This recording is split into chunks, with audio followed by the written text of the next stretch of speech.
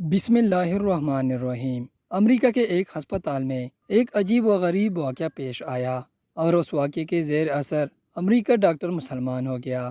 مذکورہ ہسپتال میں ایک روز ڈیلیوری کے دو کیس ایک ساتھ آئے۔ ایک عورت سے لڑکا پیدا ہوا اور دوسرے سے لڑکی۔ جس رات میں دونوں بچوں کی ولادت ہوئی، اتفاق سے نگران ڈاکٹر موقع پر موجود نہیں تھا۔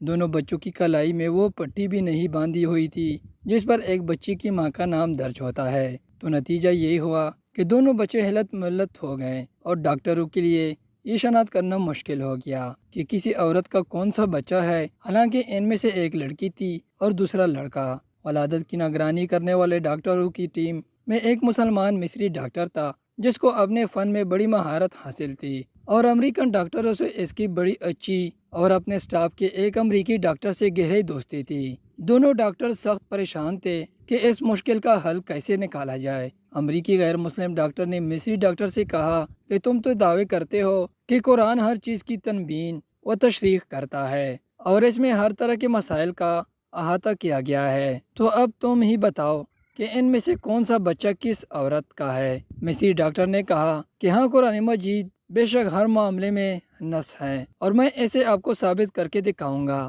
مگر مجھے ذرا موقع دیجیے کہ میں خود پہلے اس معاملے میں اطمینان حاصل کر لوں۔ چنانچہ مصری ڈاکٹر نے باقاعدہ اس مقصد کے لیے مصر کا سفر کیا اور جامع ازہر کے بعد سے اس مسئلے میں استفسار کیا اور امریکن دوست ڈاکٹر کے ساتھ ہی اپنی بات چیت رویدار بھی پیش کی۔ ازہری عالم نے جواب دیا کہ مجھے طبی معلومات و مسائل میں ادراک حاصل نہیں ہے، البتہ میں قرآن کی آیات پڑھتا ہوں، اب اس پر غور و فکر کریں، اللہ تعالیٰ نے چاہا تو آپ کو اس مسئلے کا حل اس میں مل جائے گا۔ چنانچہ اس عالم نے آیت پڑھ کر سنائی۔ ترجمہ: مرد کا حصہ دو عورتوں کے برابر ہے۔ مصری ڈاکٹر نے اس آیت میں غور و تدبیر شروع کر دیا اور گہرائی میں جانے پر اسے اس مشکل کا حل بلاخر مل ہی گیا۔ چنانچہ وہ لوٹ کر امریکہ آیا اور اپنے دوست ڈاکٹر کو اعتماد بری لہجے میں بتایا کہ قرآن نے ثابت کر دیا ہے کہ ان دونوں میں کون سا بچہ کس ماں کا ہے۔ امریکہ ڈاکٹر نے بڑی حیرت سے پوچھا کہ یہ کس طرح ممکن ہے۔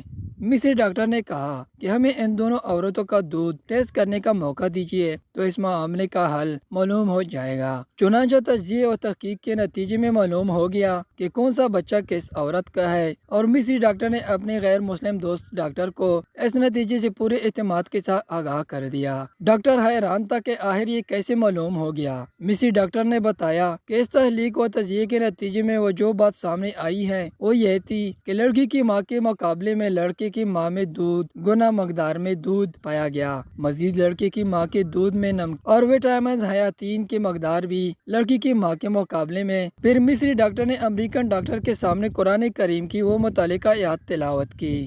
مرد کا حصہ دو عورتوں کے برابر ہے، جس کے ذریعے اس نے مشکل کا حل تلاش کیا، جس کو عقیدے کو حل کرنے میں دونوں ڈاکٹر نہایت پریشان تھے۔ چنانچہ وہ امریکہ ڈاکٹر فوراً ایمان لے آیا۔ سبحان اللہ۔